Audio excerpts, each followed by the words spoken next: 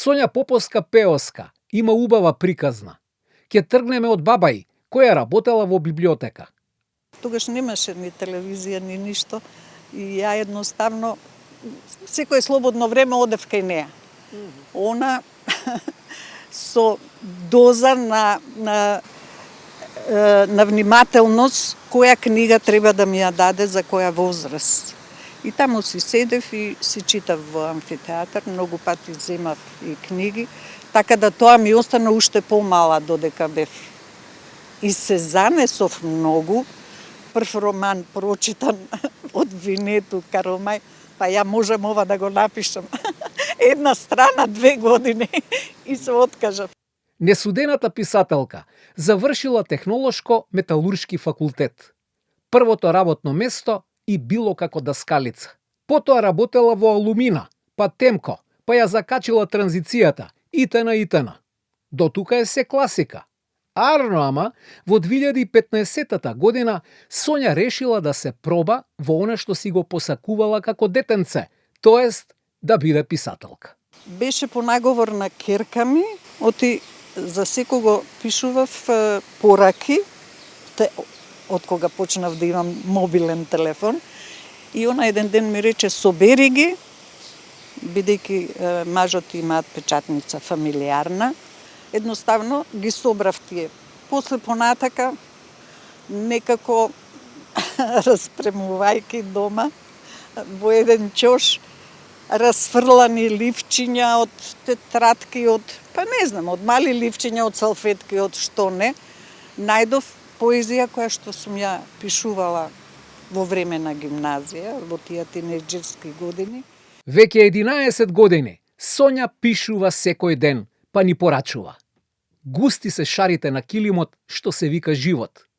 Откривајќи сите негови нијанси со радост и убавина, како најголема среќа. Третата ја напишав во време на пандемијата и кога, да не кажам, бевме затворени, да ви кажам искрено, во градски зид живеам, меѓутоа немаме балкон.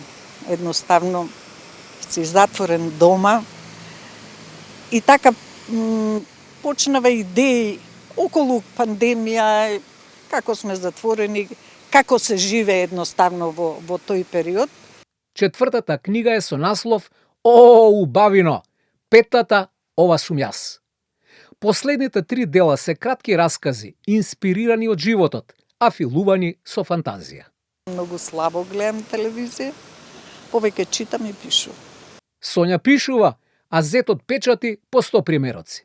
Дефинитивно во вашиот случај се потврдува поговорката зет како мед. Точно, да.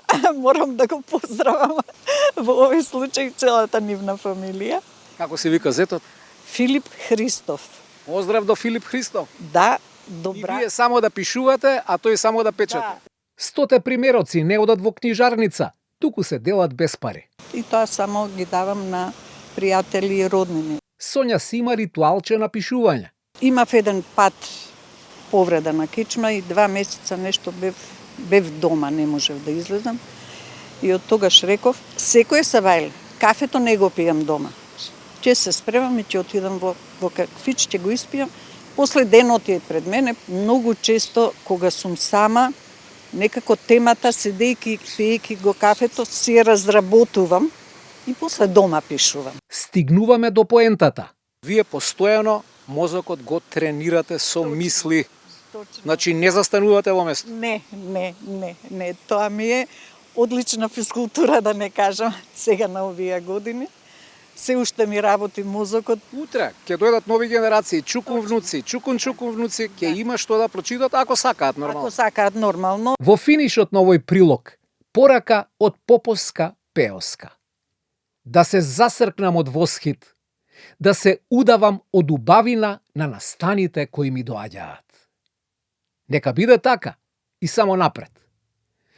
Инаку во денешно време трошоците за печатење не се големи.